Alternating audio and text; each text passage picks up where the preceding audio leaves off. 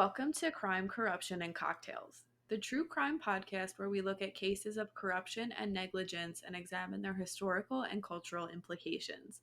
Today, I'm drinking a Moscow Mule. What do you have, Del? I am drinking a vodka tonic, and on this week's episode, we are going to discuss the poisoning of Russian spy Alexander Litvinenko. His death caused many people to look at the dangers of opposing Vladimir Putin, the power of the intelligence community, and the inability for Russians to criticize their government. Let's start with some background on Lyfinenko and his involvement with the FSB. Alexander Litvinenko was born in 1962 in Russia. In 1980, he was drafted into the internal troops of the Ministry of Internal Affairs. After his graduation from Kirov Higher Command School, he became a platoon commander. In 1986, he became an informant for the FSB, and in 1988, he transferred to the Military Counterintelligence Division. Later that year, after studying for a year at the Novosibirsk Military Counterintelligence School, he became an operational officer and served in the KGB Military Counterintelligence Division. In 1991, Lyfinenko was promoted to the Central Staff of the Federal Counterintelligence Services, specializing in counter-terrorist activities and infiltration of organized crime. In 1994, Lyfinenko met Boris Berezovsky. He took part in investigations into assassination attempts on the oligarch and was later responsible for the oligarch's security. In 1997, Lyfinenko was promoted to the FSB Director of Analysis and Suppression of Criminal Groups with the title of Senior Operational Officer. While working for the FSB, Lyfinenko discovered corruption within the top brass. He wrote Boris Yeltsin about the corruption issues. Berezovsky arranged a meeting with him and FSB Director Mikhail Barsuskov to discuss the corruption problems, but this didn't change anything. On July 25, 1998, Berezovsky introduced Lyfinenko to Vladimir Putin. He said, quote, "Go see Putin. Make yourself known. See what a great guy we have installed with your help," end quote. Litvinenko reported to Putin on corruption in the FSB, but Putin was unimpressed. Litvinenko said to his wife after the meeting, quote, "I could see in his eyes that he hated me," end quote. Litvinenko said he was doing an investigation of Uzbek drug barons who received protection from the FSB, and Putin tried to stall the investigation to save his reputation. On the 13th of November, 1998, Berezovsky wrote an open letter to Putin in Kommersant, a Russian newspaper. He accused senior officers of the Directorate of Analysis and Suppression of Criminal Groups of ordering his assassination. 4 days later, on November 17th, Litvinenko and 4 other officers appeared together in a press conference at the Russian news agency Interfax. They repeated the allegation made by Berezovsky. During the interview, the FSB officers, who were disguised in masks or dark glasses, claimed that their bosses had ordered them to kill, kidnap, or frame prominent Russian politicians and business people. After holding the press conference, Litvinenko was dismissed from the FSB. Later, in an interview with Yelena Tregubova, Putin said that he personally ordered the dismissal of Litvinenko, stating, quote, "I fired Litvinenko and disbanded his unit because FSB officers should not stage press conferences. This is not their job, and they should not make internal scandals public," end quote. Litvinenko also believed that Putin was behind his arrest. He said, quote, "Putin had the power to decide whether to pass my file to the prosecutors or not. He always hated me, and there was a bonus for him. By throwing me to the wolves, he distanced himself from Boris Berezovsky in the eyes of FSB's generals," end quote. In October 2000, Litvinenko and his family traveled to Turkey in violation of an order not to leave Moscow. While in Turkey, Litvinenko applied for asylum at the United States Embassy, but his application was denied. With the help of Alexander Goldfarb, Litvinenko bought air tickets for the Istanbul-London-Moscow flight and asked for political asylum at Heathrow Airport in London during the transit stop on November 1st, 2000. Political asylum was granted on May 14, 2001 on humanitarian grounds. In 2002, Litvinenko was convicted in absentia in Russia and given a 3.5-year jail sentence for charges of corruption. While in London, he became a journalist for Chechen Press and an author, and joined Berezovsky in campaigning against Putin's government.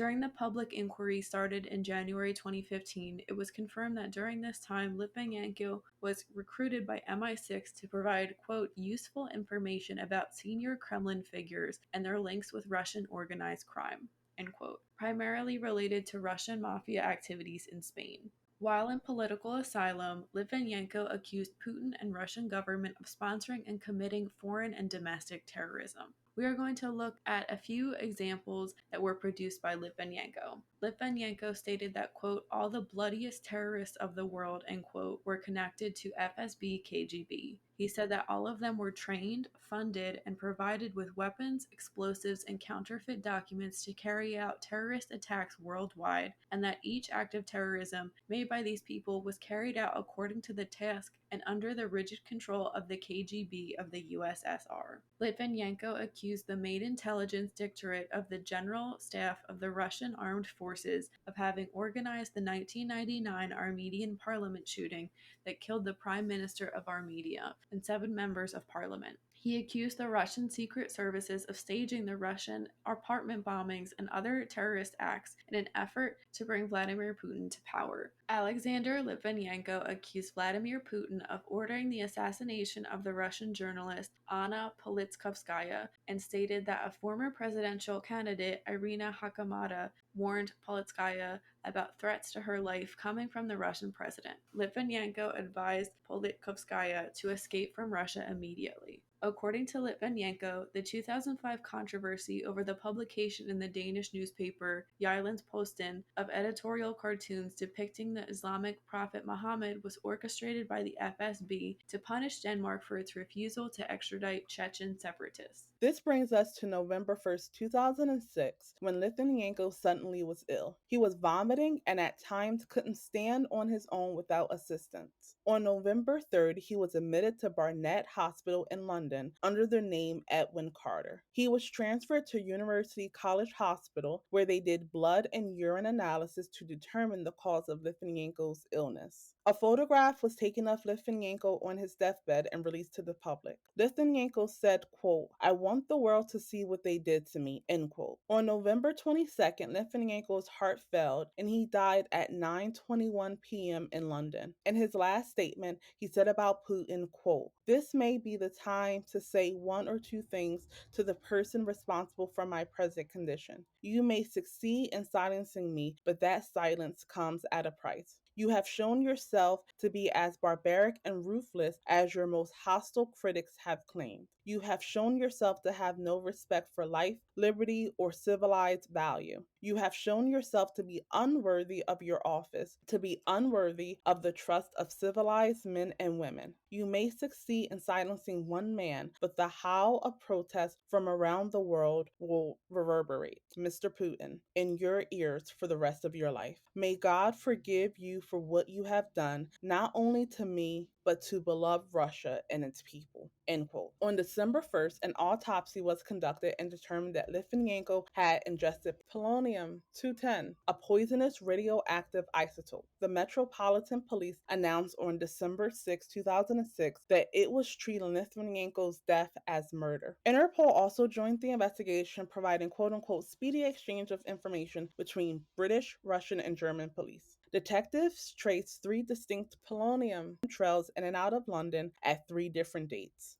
This suggested that there were 2 attempts to poison Litvinenko prior to the third and eventually successful poisoning. The first attempt took place on October 16, 2006, when radioactive traces were found in all places visited by the FSB operatives before and after their meeting with Litvinenko. They administered the poison to his tea, but he did not drink it. The second attempt took place on October 25th. There were radioactive traces again in a hotel prior, but the assassins did not administer the poison, perhaps due to security cameras in the meeting room. They again disposed of the poison via their room's toilet and left London. The third attempt to poison Litvinenko took place around 5 p.m. on November 1st in the Millennium Hotel in Governor Square. All 3 of these attempts were traced back to the same men: Andrei Lugovo, and Dmitry Kovtun. During the first attempt, they apparently did not fully realize they were handling a radioactive poison. While handling a leaky container, they stored it in their hotel rooms, used ordinary towels to clean up leaks, and eventually disposed of the poison in the toilet. On October 17th, they prematurely checked out and moved to another hotel and left London the next day. They may have realized they had contaminated their previous room. Like we said before,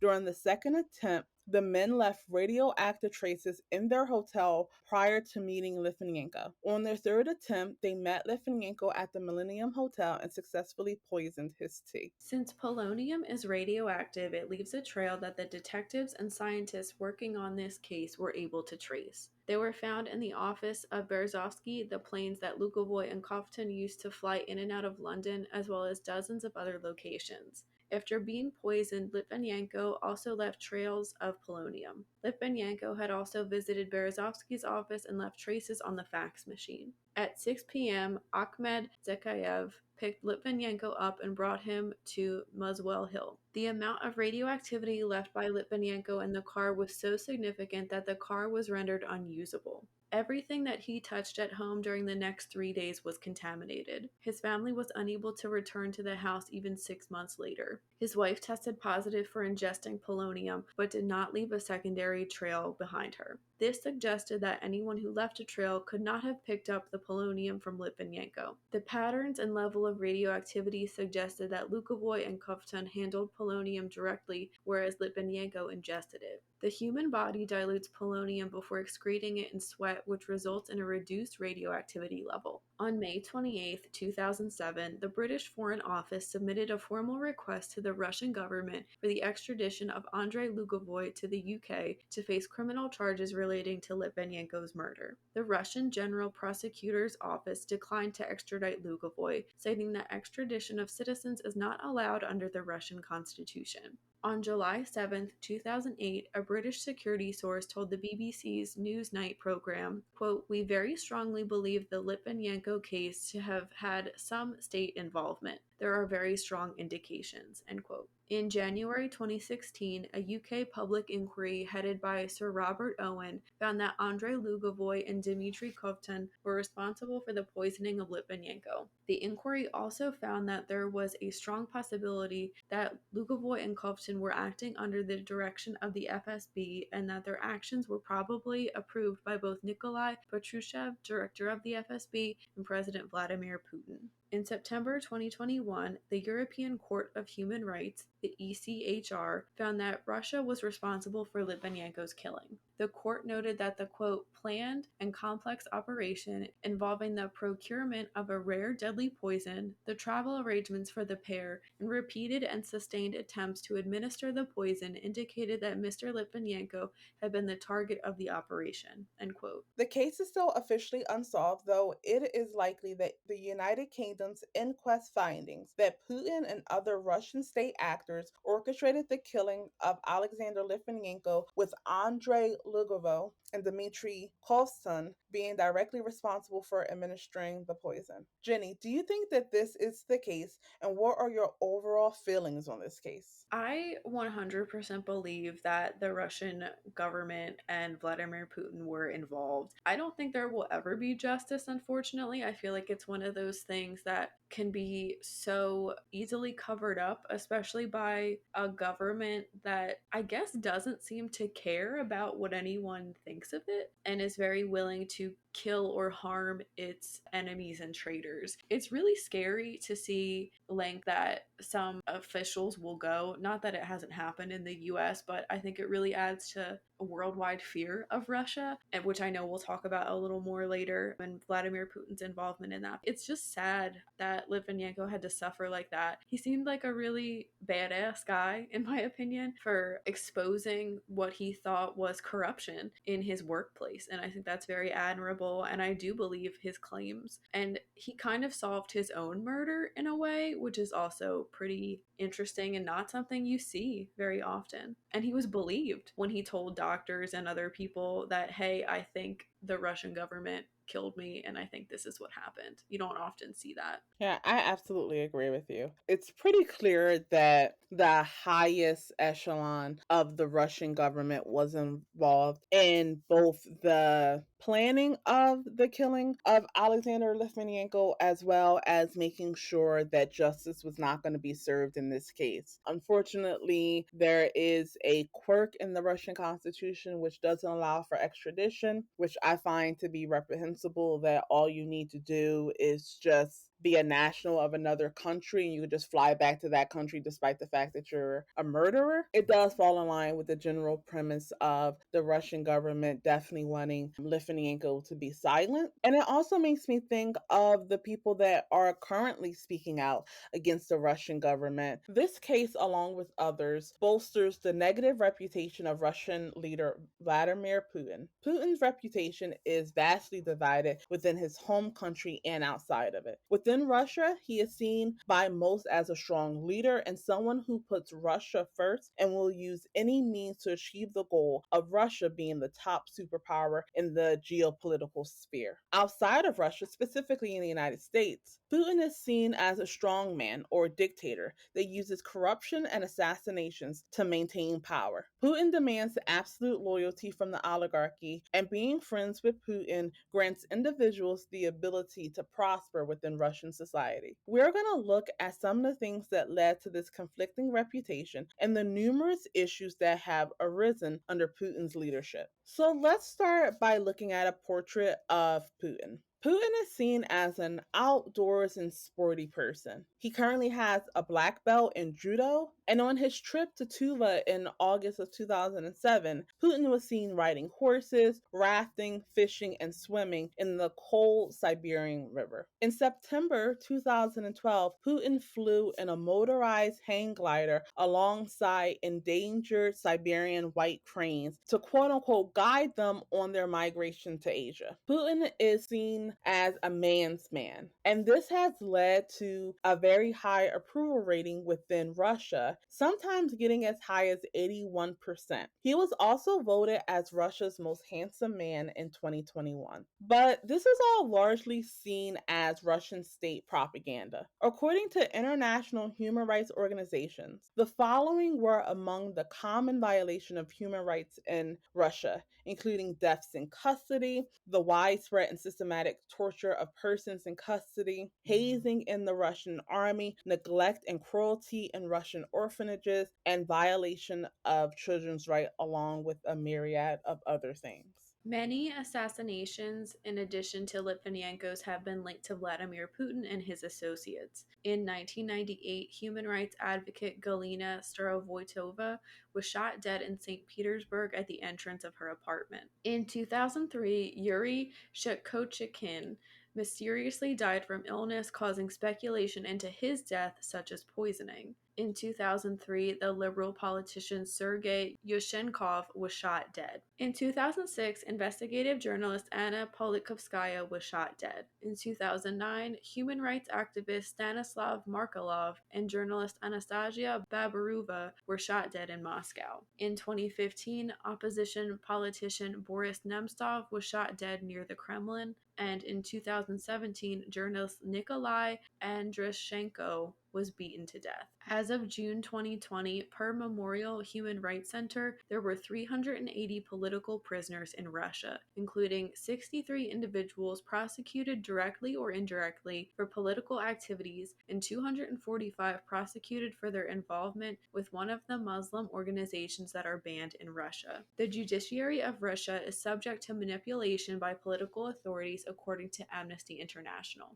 The court system has been widely used to suppress political opposition, as in the cases of Pussy Riot, Alexei Navalny, Zarema, and Vyacheslav Maltsev, and to block candidatures of Kremlin political enemies. Russian police are known to use torture as a means to extract forced confessions of guilt. Torture at police stations, jails, prisons, and penal colonies is common and widespread. Doctors and nurses sometimes also take part in torturing and beating prisoners and suspects. Human rights groups estimated that about 11,000 inmates and prison detainees die annually, most because of overcrowding, disease, and lack of medical care. Internet censorship and media freedom is also a major problem within Russia. Since at least 2015, Russia has collaborated with Chinese Great Firewall security officials in implementing its data retention and filtering infrastructure. Reporters Without Borders put Russia at 147th place in the World Press Freedom Index from a list of 168 countries.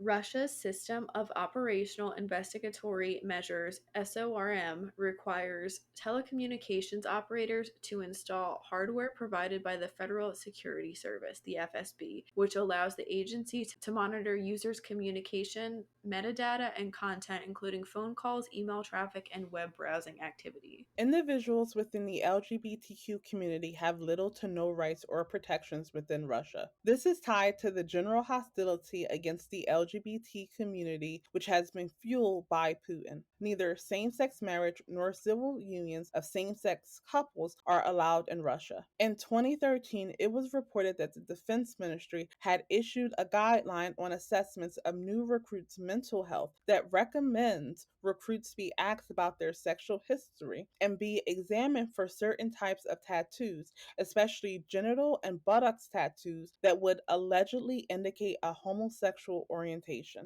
A Russian motorcycle club called the Night Wolves, which is closely associated with Putin and which says, quote, death to a gay slur as an alternative name for itself, organized a large rally in February 2015 at which a popular slogan was, "We don't need Western ideology and gay parades." In Russian psychiatry, Soviet mentality about homosexuality has endured into the present day. For example, in spite of the removal of homosexuality from the nomenclature of mental illnesses, 62.5% of 450 surveyed psychiatrists in the Rostov region view it as an illness, and up to three-quarters view it as immoral behavior. Alexander Litvinenko is not the only individual whose death is typically seen as a political assassination. We are going to look at two other cases of political assassinations.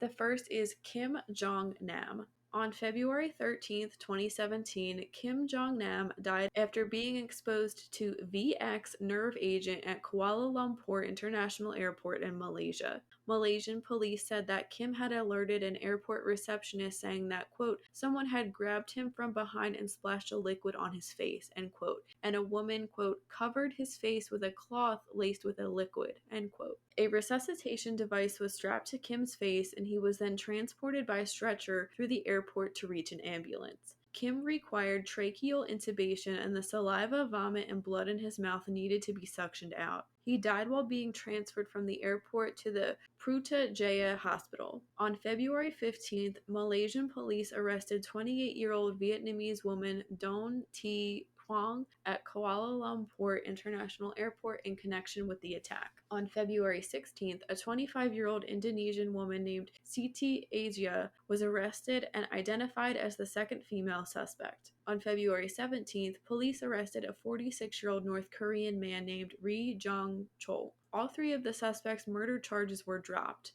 Huang later pleaded guilty to the lesser charge of voluntarily causing hurt by dangerous weapons or means. She was sentenced to 3 years and 4 months in prison but received a one-third reduction in her term and was released on May 3rd, 2019.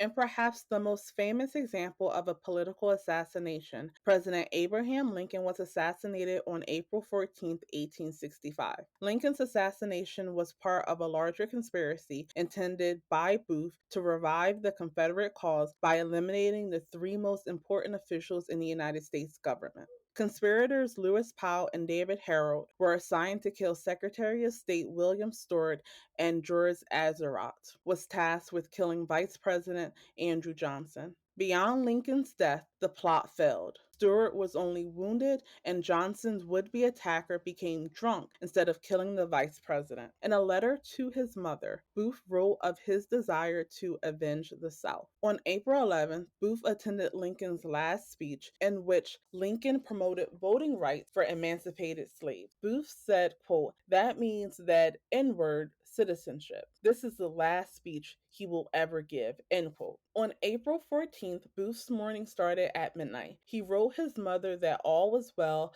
but that he was quote unquote in haste. In his diary, he wrote that, quote, our cause being almost lost, something decisive and great must be done, end quote. The conspirators met for the final time at 8:45 p.m. Booth assigned Powell to kill Secretary of State Stewart at his home, Azarat to kill Vice President Johnson at the Kirkwood Hotel, and Harold to guide Powell, who was unfamiliar with Washington, to the Stewart house, and then to a rendezvous with Booth in Maryland. Booth was the only well-known member of the conspiracy. Access to the theater's upper floor containing the presidential box was restricted, and Booth was the only conspirator who could have realistically expected to be admitted there without difficulty. Booth knew the play Our American Cousin by heart and waited to time his shot at about 10:15 p.m. with the laughter of one of the hilarious lines of the play delivered by actor Harry Hall, stating, quote, well, I guess I know enough to turn you inside out, old gal. You sock adolescent old man trap, end quote. Lincoln was laughing at this line when Booth opened the door, stepped forward, and shot Lincoln from behind with his pistol. Booth fled and was later killed. Sergeant Boston Corbett crept up behind the barn where Booth was hiding and shot Booth, quote, in the back of the head about an inch below the spot where his shot had entered the head of Mr. Lincoln, end quote.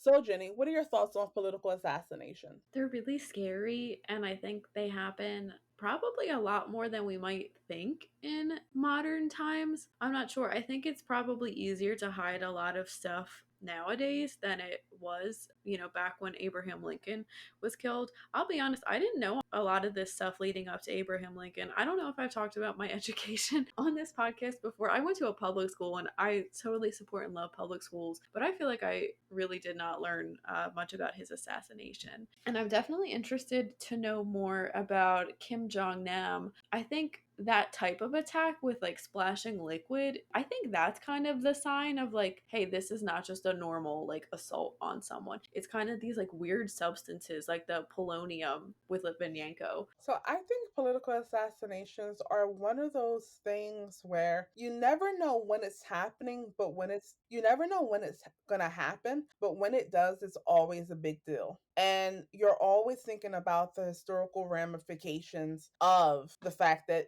this person was assassinated. Or you're looking at, well, why did the person that planned the assassination do it? That wraps up this week's case. Thank you for listening. Let us know in the comments what you think happened to Alexander Litvinenko. You can read more about this case and how to support us in the links below. We will be back next week with a brand new episode focused on Roman Polanski. As always, stay safe.